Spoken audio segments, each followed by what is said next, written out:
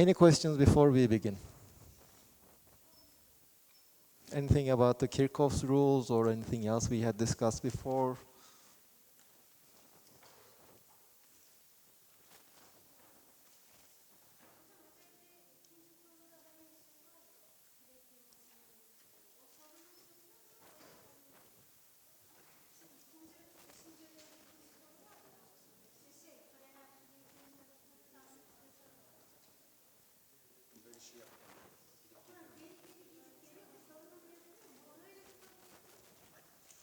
No, I don't. Okay, so when you're asking questions about the homework, I mean, I'm sure you have already memorized which question number is which question, but I have absolutely no idea what the homework was after I uploaded to the Altuğ class. Okay, so you have to be precise, specific. It is as if it wasn't me preparing the homework, but you just found the question from somewhere else. Now, I didn't understand the question. And if you want, we can look it up in the break, the detail of how it is phrased, and then we can discuss. Other questions? Last quiz. Okay, we didn't discuss the solution of the last quiz. Well, it is basically R is nothing but 1.5 volts, 0.5 amperes, which is 3 ohms. R is not equal to 1.5 over 0.5, which is 3 ohms, for example. Okay, so if you forgot the units, you lost certain points. Now, the third quiz is over here. In the break, you can just pick up your quiz and look at your answer. The units should always follow the number.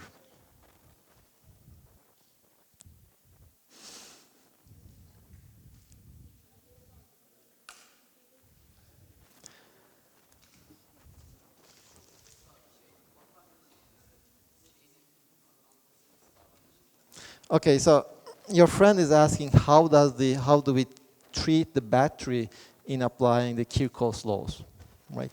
So basically what you do in Kirchhoff's laws is that you just imagine a loop that goes around your circuit. Well, why does it have, I mean, one thing we know, we had already discussed that E.dl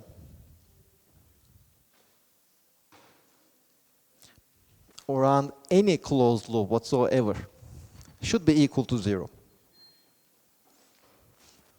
And in fact, using this fact that the integral of E.dl around any closed path is 0, we could define a concept called the potential difference. I mean, without this fact, if this is not satisfied, we cannot define a potential difference. But since this is well defined, we could define a concept called the potential difference, which we had defined as the integral of E.dl from point 1 to point 2. Now, why is this fact important? Because if this is not satisfied, this integral depends on how you go from point 1 to point 2. It doesn't depend only on the end point, but it depends on how you go from one point to the other point. So you cannot write this integral as the difference of two functions, each one of which depends on P1 and the other one depends on P2. So because of this fact, we can define this potential difference. Now, Kirchhoff's rules is nothing but this law, and for the path, you just choose path that goes around your circuit. Because if you go around your circuit, for example, if you go across a resistance, you know how much the potential difference is if you know the current. Or if you go across a capacitor or across a battery, you know how much the potential differences that they create. So if you just sum up the potential differences as you go around the closed loop, then you should get 0. Now let's look at the batteries. Of course, I mean, if you are talking about the changes, you can also talk about the increase in the potential or the decrease in the potential, which I personally find it easier to discuss about the increase or the decrease of the potential. Now let's just review this simple circuit that you will also be studying this week in the experiment.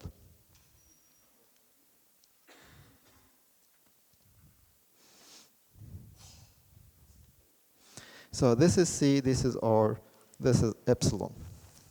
Now, what does the battery do? As we had discussed, the battery just takes some charges at a low potential energy and gives out charges at a higher potential energy. You can just imagine it like if you use the analogy with the gravitational potential energy, what the battery does is just take something from a lower height and puts it at a higher height. So it can just flow around the circuit and then come back to the lower potential point.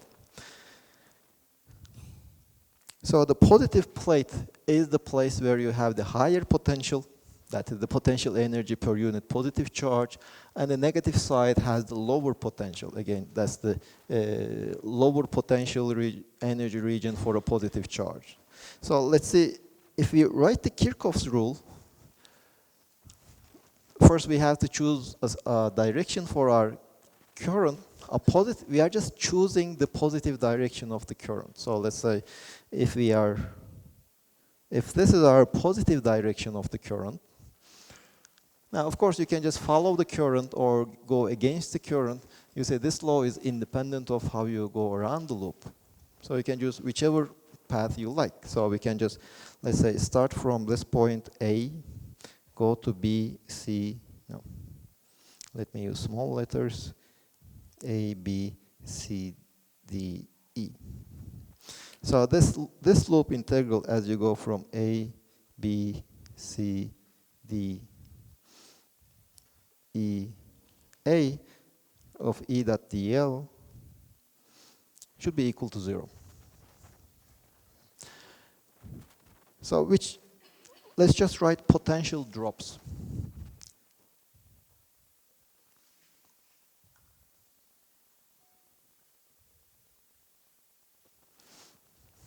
So the reduction in the potential.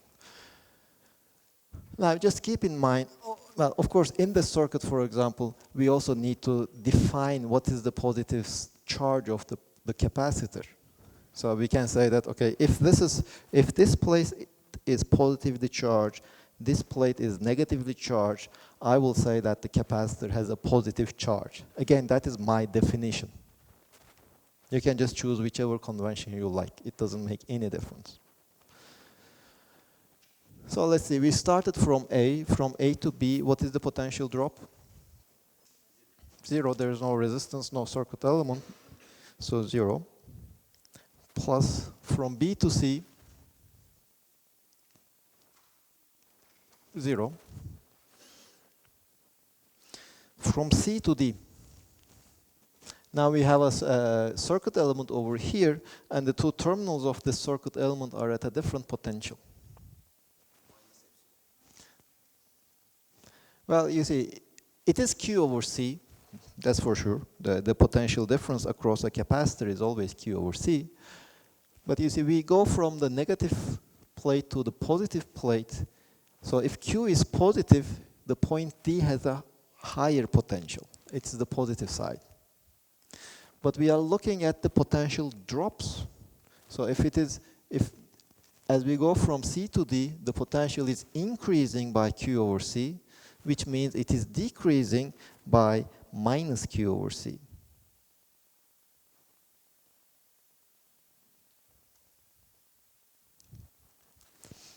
Then we go from D to E. Is I times R, the potential drop. Is it plus or minus? It is plus. The current always moves from a higher potential to a lower potential. So if I is positive, then we have a potential drop of I times R. If I is negative, the potential drop should be a negative number. I is negative just means that the current is running in the opposite direction. So the point E, the potential drop as we go from D to E should be negative. But I times R is already negative if I is negative. So this, although we are deciding these signs over here, assuming that Q is positive and assuming that I is positive, these signs are valid even if Q is negative or I is negative. These signs are valid in all cases. So the final equation that we obtain doesn't make any assumption on the charge, the sign of the charge and the sign of the I. And finally, the battery.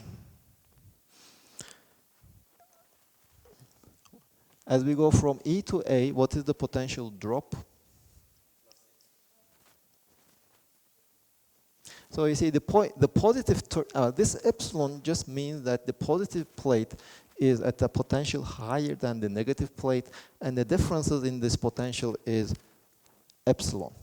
So that's why, that's what this epsilon means and what is this plus and minus means. So since we are going, as we go from E to A, we go from the positive terminal to the negative terminal, there is a potential drop, which is epsilon. This should be equal to 0. Of course, this is just one equation. Remember, we have two unknowns here. We don't know Q, we don't know I. So we still need one more equation. We know that I should be somehow related by dq by dt. Again, is it positive or negative? Let's see. It is positive.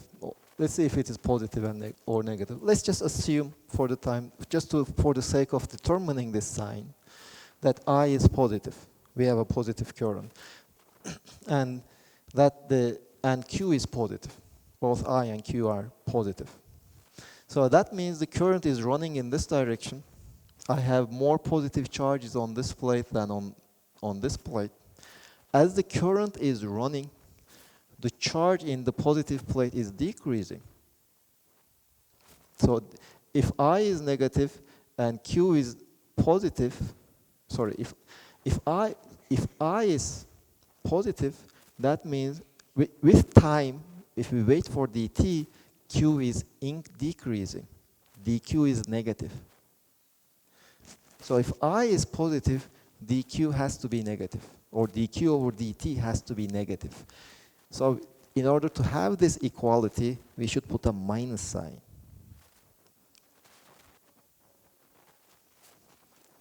Well, I is positive means that there is a current running in this direction.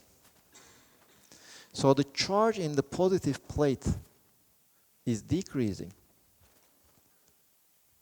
Yes. dq is you see, if you take dt to be positive, then dq just means the change in the charge in the capacitor as time goes on in the forward direction. If you take dt negative, then dq just means the change in the charge in the capacitor as time goes backwards. Just take dt to be positive.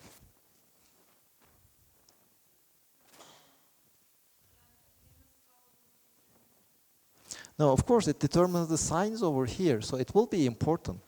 You see, for example, when we solve this equation, we will find that if we wait long, let's just solve this equation. So we have these two equations for our two unknowns. So we have minus q over c plus I is minus dq by dt times r plus epsilon. This is equal to 0. This is our equation, or dq by dt plus q over rc. This is equal to epsilon. Or let's also write it like this. dq by dt is equal to minus q over rc plus epsilon over r.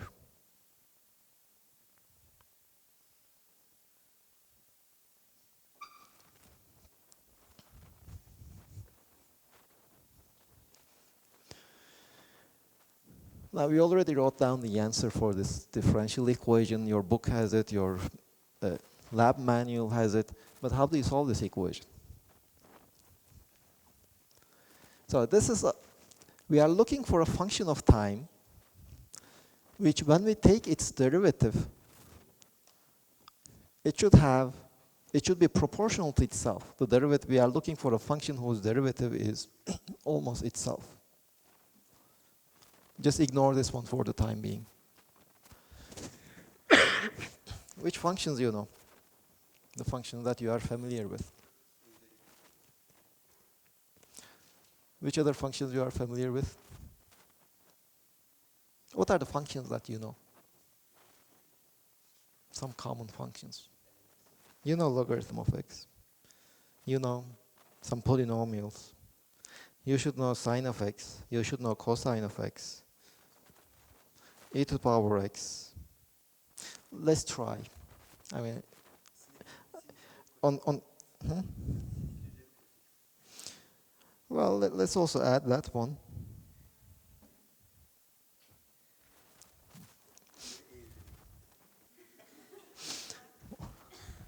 And to the power e to the x. Okay, that's your quiz question. Let's take the derivatives. Derivative of logarithm of x, 1 over x. Derivative of x to the power n.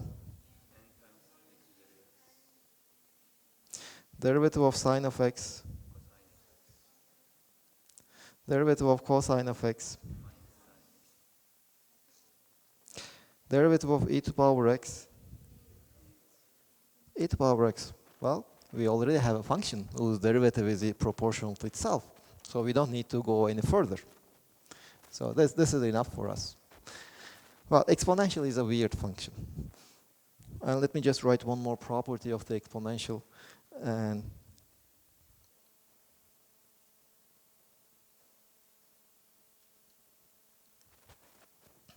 are you familiar with complex numbers?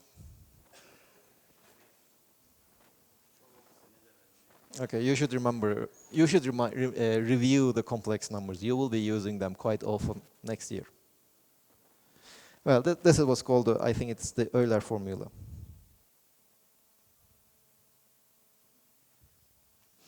It will be one of the formulas that you will be using most of the, one of the formulas that you will be using the most in your future career.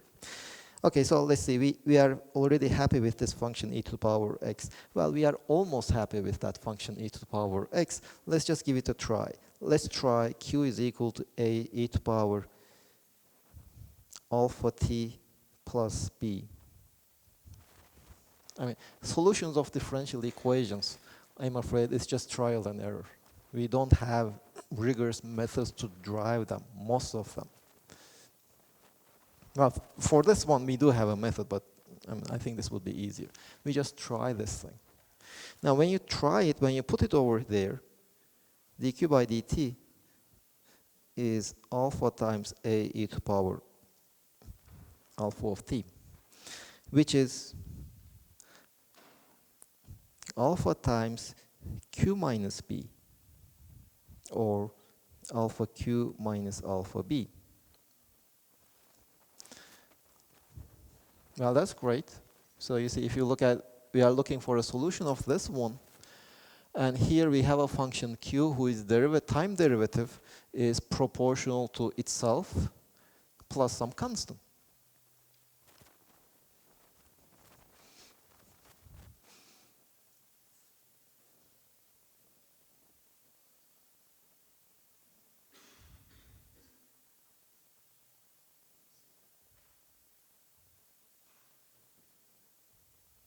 And we are trying to solve this one.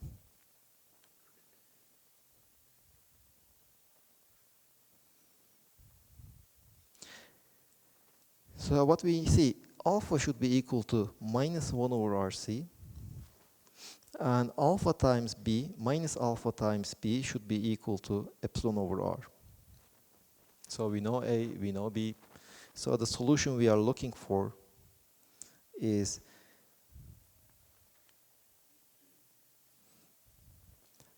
A, we have no idea what A is. E to the power minus T over RC. And B is plus epsilon over R. This is our charge as a function of time, independent of how you started your capacitor. You just put in the sense that initially, was the capacitor empty? Was it completely charged? Whatever the initial charge on the capacitor is, This is your solution. Of course, what A will be, it depends on the initial charge of your capacitor.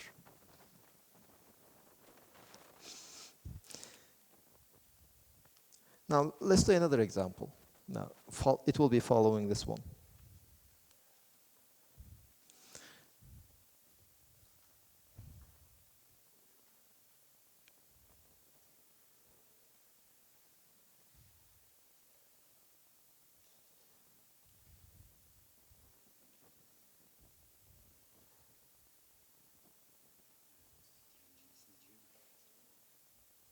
Why not?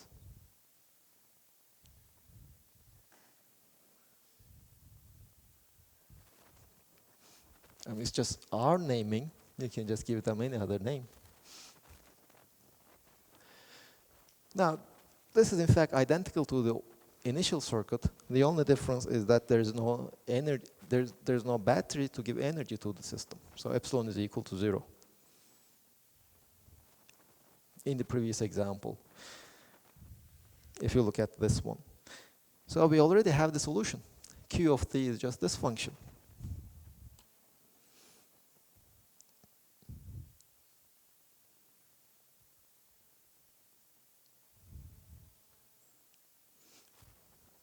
And we are done. Now, what is this A? Well, let's look at what the charge at t equal to 0 is. This is Q0, and this should be equal to, well, if you just put, let's just define it to be Q0. And this, if you put t equal to 0 over here, this is just 1. So this whole thing is A. So the charge as a function of time is Q0 e to power minus t over RC. And this is what we mean by when we are discharging a capacitor.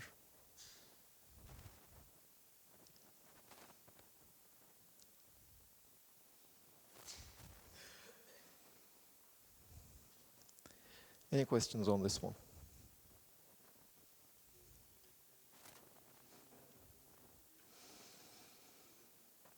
Well, let's see, probably I did some mistake in B. This tells me that B is equal to minus epsilon over alpha R. Alpha R is, this is epsilon times C.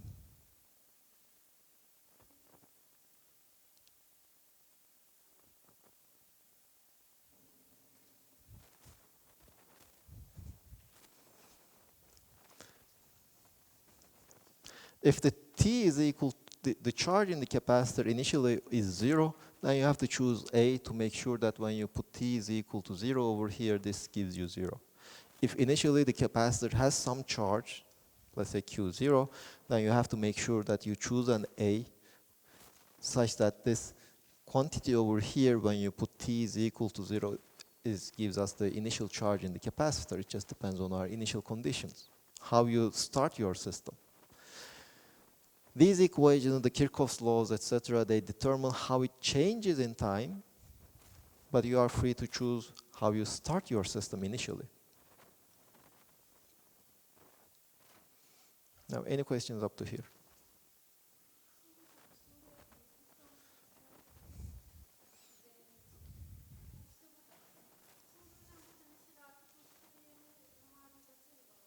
Okay.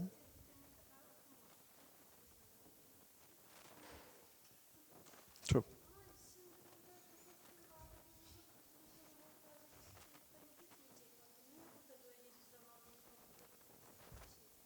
Well, let's see what happens. We have the potential difference is, in a sense, kind of the driving force of the current. So if there is a potential difference across a resistor, it will force the charges to flow. Well, that is one thing we have. The second thing, the resistance tries to prevent this flow. So they will eventually come to a kind of an agreement, let's say. So they just determine how much charge will be flowing per unit time. Now let's look at what happens in the capacitor. So we just put some initial charge in the capacitor. Okay, so there is some potential difference, let's say V0.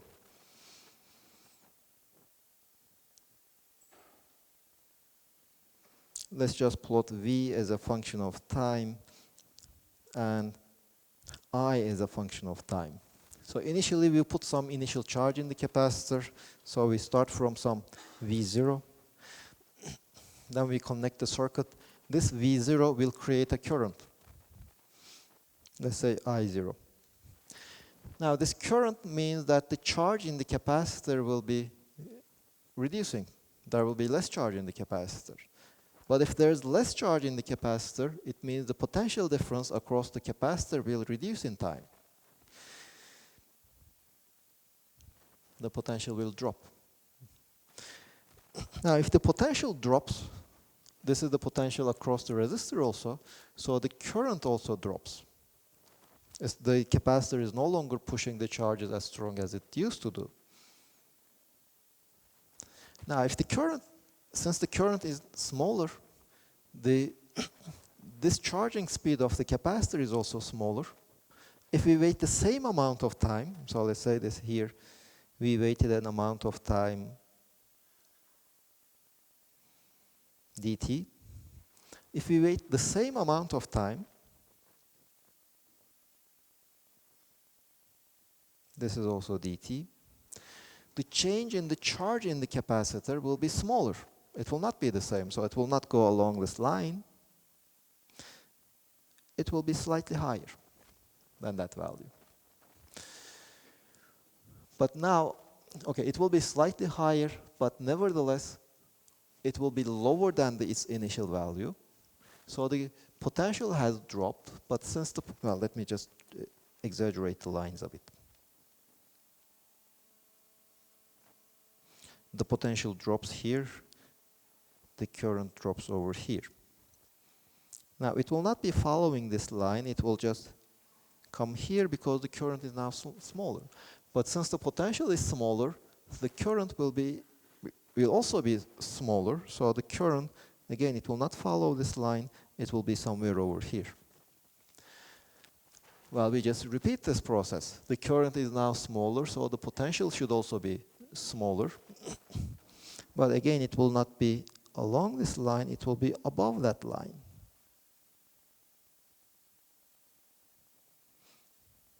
And since the potential has dropped, the current will also drop.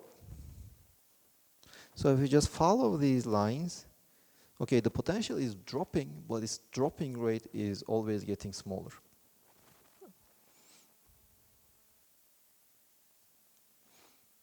Now what happens the difference between a battery and a capacitor is that we are assuming that the battery produces a constant EMF. Whereas a capacitor doesn't produce a constant potential difference.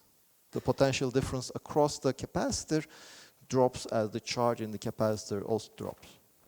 So that's why we have these. It takes ideally an infinite amount of time to charge the capacitor completely and to discharge the capacitor completely.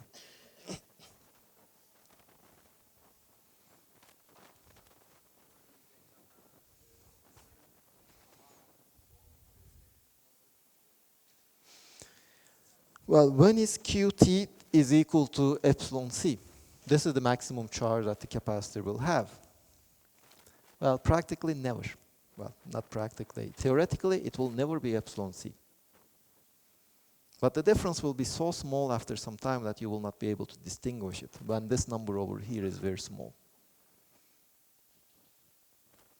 I mean, your equipment will not be able to distinguish it from being fully charged. Fully charged under this potential. I mean, fully charging a capacitor doesn't have any sense, any meaning, in the sense that if you increase the potential, the capacitor always becomes more and more charged. So you can only say that, okay, it is fully charged under this potential.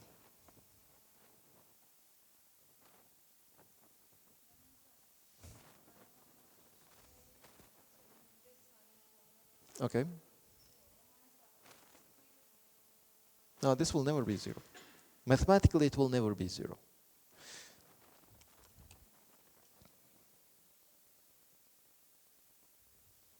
You see, Q of t is equal to epsilon times c 1 minus e to power minus t over rc. If Q at t equal to 0 is equal to 0. Okay, so let's see, at t is equal to 5 tau, 5 times RC, let's say. Now, what is e to power minus 5?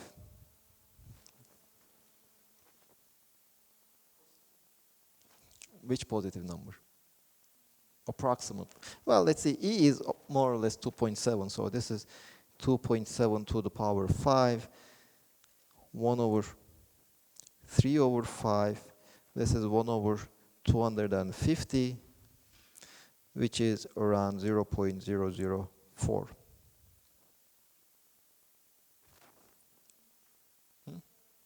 So Q at 5 tau is Q max times 9.996. No, 0.996. 0.996. Well, is this fully charged? For practical purposes, yes. I mean, you will see your equipment. I mean, can you measure a 1% change in the potential difference? Well, eventually, of course, I mean, it will be such a huge number, the difference will be 1 electron, and it will no longer make sense to talk about these equations anyway. These are in practice. But mathematically, this equation, this term over here will never be 0. Again, mathematically speaking.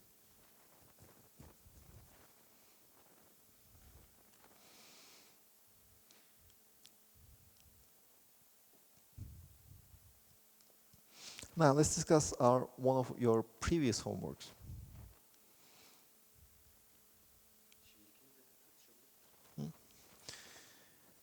If you remember, we had this homework, we had a battery. It was connected to a capacitor of capacitance C1.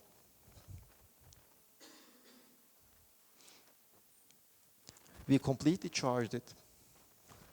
And then we just attach it to another capacitor with capacitance C2.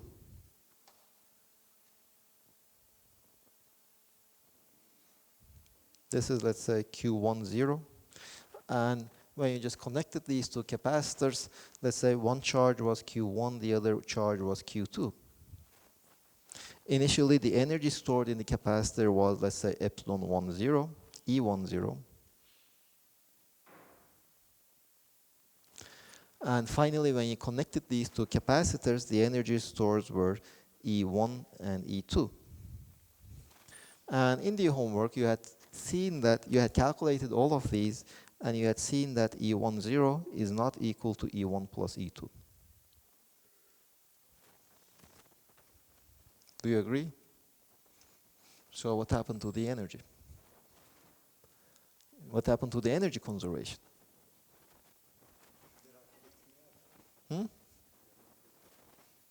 Then you are saying that, okay, so if you are saying that the energy went to the motion of the charges, okay, so do you mean that the difference in these two energies is in the kinetic energy of the charges?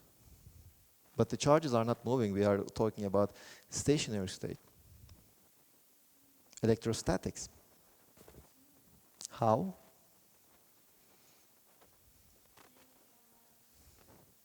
There's no resistance.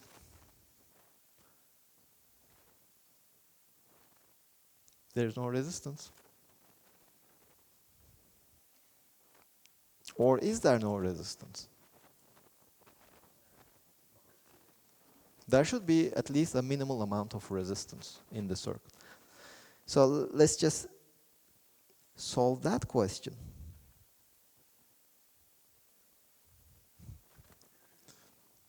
Now let's start with what is the initial charge? What is Q10? When the capacitor is fully charged. We wait such a long time, we wait infinitely long, such that in this circuit, C1 is fully charged. So what is Q10? C1 times epsilon. What is the energy stored?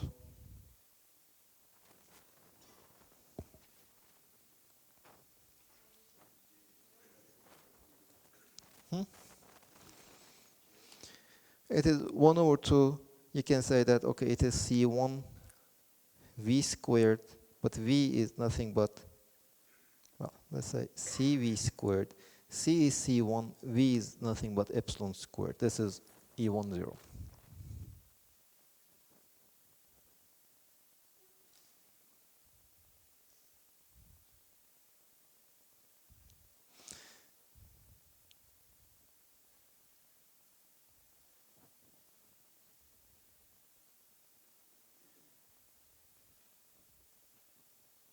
Now, how do we determine Q1 and Q2?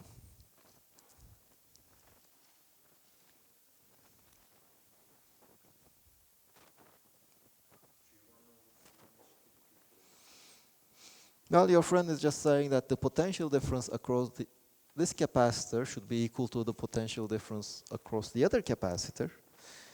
So Q1 over C1 should be equal to Q2 over C2. This is one equation we have. Another equation is the total charge should be conserved. So Q should be equal to Q1 plus Q2. Well, from this equation, we can see that Q2 is equal to C2 over C1 times Q1. So this sum is equal to C1 plus C2 over C1 times Q1. So Q1 is equal to C1 over C1 plus C2. And Q2 is equal to C2 over C1 plus C2 times Q. So the two capacitors, they just divide the charges such that they are, I mean, the charge each one acquires is proportional to its capacitance. For Q1, it is C1 times some number. For Q2, it is C2 times the same number. Okay, so we know the charges. So we know the energies. Epsilon 1, or E1. Again, this time we can say that it's Q1 squared over 2C1.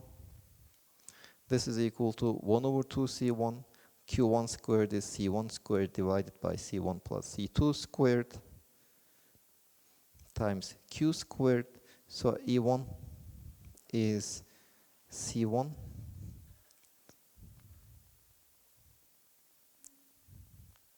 over twice C1 plus C2 squared times Q squared. And you will see that E2 is equal to C2 over twice C1 plus C2 squared times Q squared. Now, if you sum them up, E1 plus E2, this will be 1 over 2 Q squared over C1 plus C2. This is not equal to 1 over 2 Q squared over C1, which is the initial charge. This is the initial energy stored in the first capacitor. It had all of this charge Q, and its capacitance was just C1. Now, this is the sum of the capacitances of both charge. Well, we could have obtained this simply by saying that both capacitors have a charge Q, and they are connected in parallel so that their equivalent capacitance is C1 plus C2. So that is what we are doing is consistent. Now, our theory, our claim is that the difference between these two energies is due to the resistor. So the resistor dissipates this difference. Now, one interesting thing is that, okay, this is our claim. We have to prove it, but there is one thing that we have to pay attention to. You see, here, there is no resistance appearing, so which is kind of weird. I mean, if the power dissipated by the resistance should be somehow related to the resistance itself. Of course, although we have a claim, well, it doesn't seem to make too much sense. But kind of that is the only claim we have for the time being, the only proposal to explain this discrepancy between the initial energy and the final energy. If it is true, then of course we can just assume that R is very small and ignore it everywhere except then in energy conservation. So let's see. How do we calculate the current? So this is our system now. We have a capacitor, C1, which is connected to a resistor. Then we have another capacitor, which is connected to the first one. So how do we determine the current? How do we write down an equation that will tell us what the current is? I mean, which is? Okay, that will be the current eventually, but we have how do we solve for it? We have to write down an equality that will allow us to solve for the unknowns.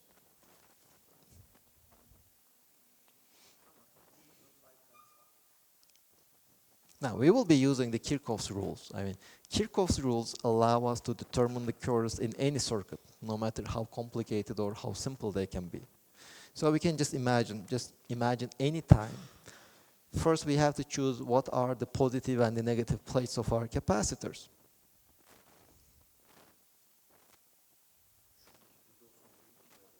Okay, so this, you are saying that this is positive, this is negative, and this is positive, this is negative. Okay, fine. So let's write the Kirchhoff's rule. Let's start from here and go around our circuit.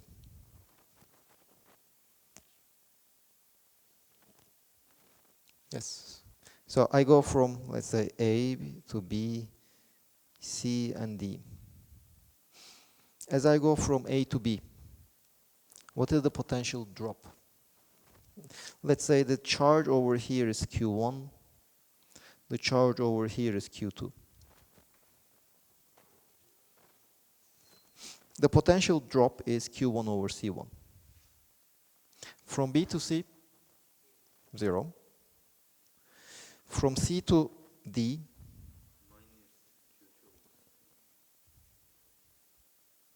Q2 over C2 minus or positive?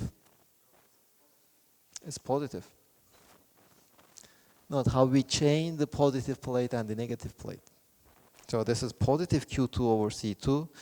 Well, let's also choose a positive direction for the current. This is our positive direction for the current. So as we go from D to A, the potential drop, the current always goes from the positive to the, from a higher potential to the lower potential. The potential drop is just I times R. This should be equal to 0.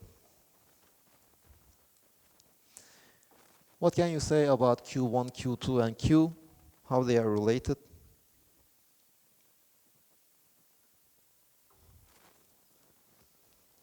Q1 plus Q2 or minus Q2?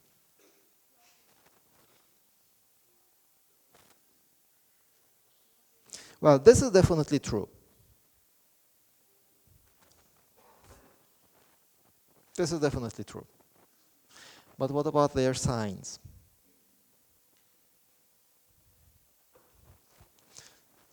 Let's assume that Q is, let's just take Q to be positive.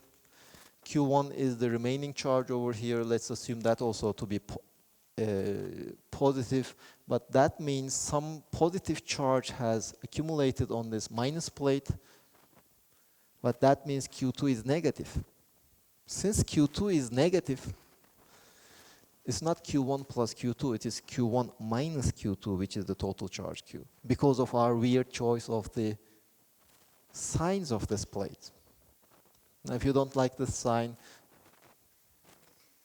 talk with him in the break. Okay, so this is the total charge. I. So if I is positive, is Q1 increasing or decreasing? Now we would like to relate I to dQ1 over dt and dQ2 over dt. So let's see, if I is positive, is the charge in the capacitor C1 increasing or decreasing? Why? You see, the current I takes positive charge from the minus plate and puts them in the positive plate. So it's increasing. If I is positive, Q1 is also increasing. So this is plus. Now, if I is positive, Q2 is also increasing because it's carrying positive charge to the positive plate.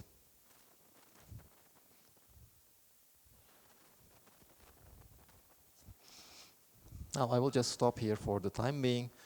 If you have questions about the signs, ask it now, or else you can ask after the break.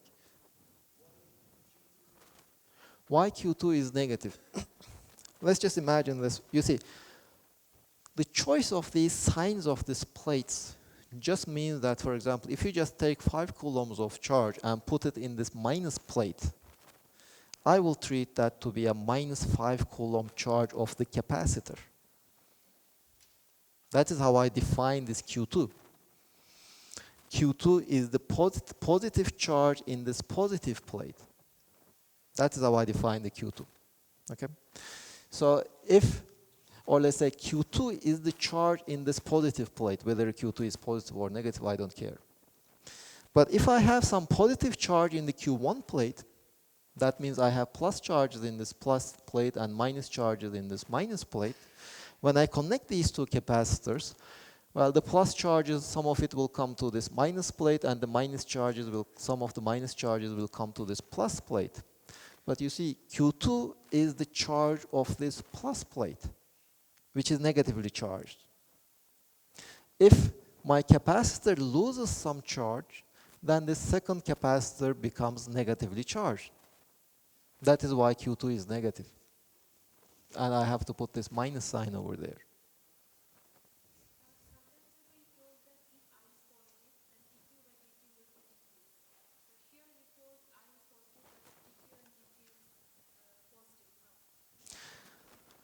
It all depends on how you define the positive charge and how you define the positive sense of the current.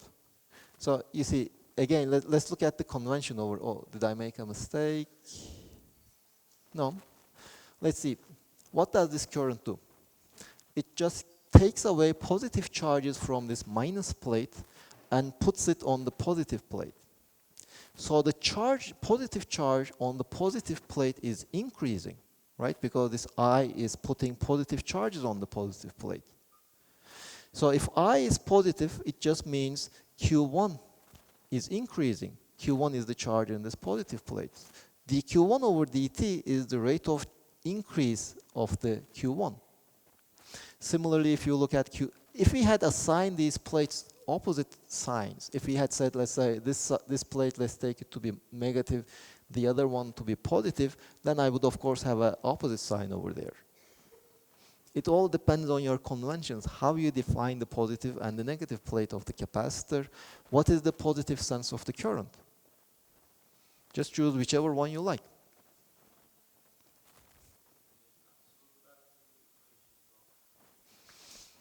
Why?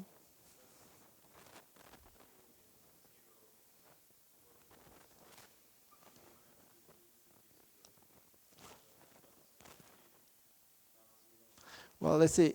The question we are discussing is, initially we fully charge a capacitor.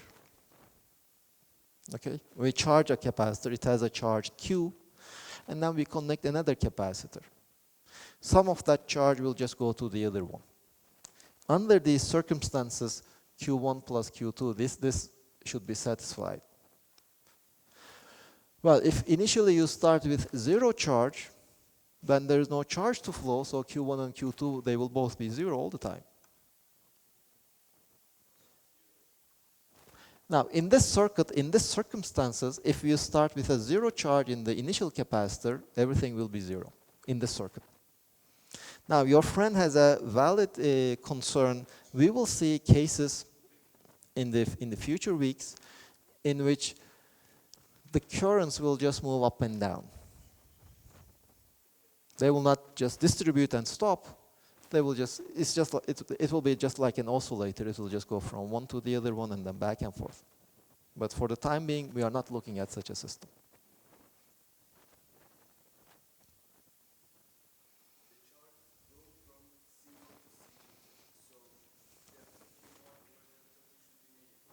delta Q1, dQ1, dQ2.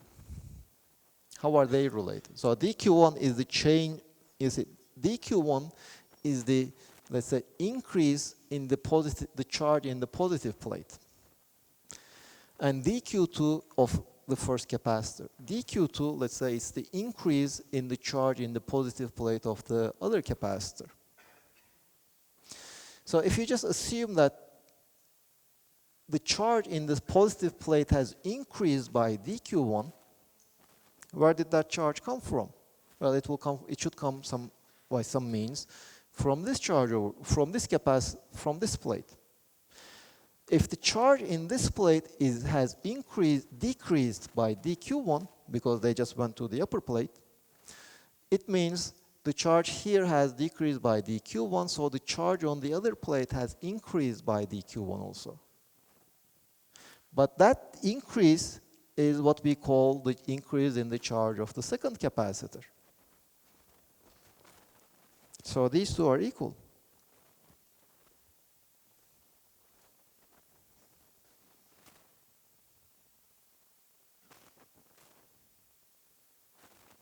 And in fact, since these are equal, dQ1 over dt should be equal to dQ2 over dt. Again, it all depends on how you define the positive and negative plates of your capacitors. I could have just chosen it some other way, and all the signs over here would have been different. So don't just try to memorize whether these signs are positive or negative. It will not be any use for you, because in another question, the signs will be different for different conventions.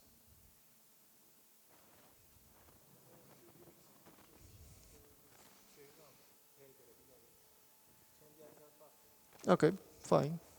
I mean, these are all the same equations.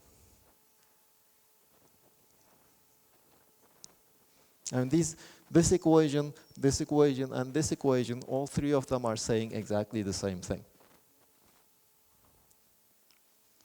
Okay, let's go for a break.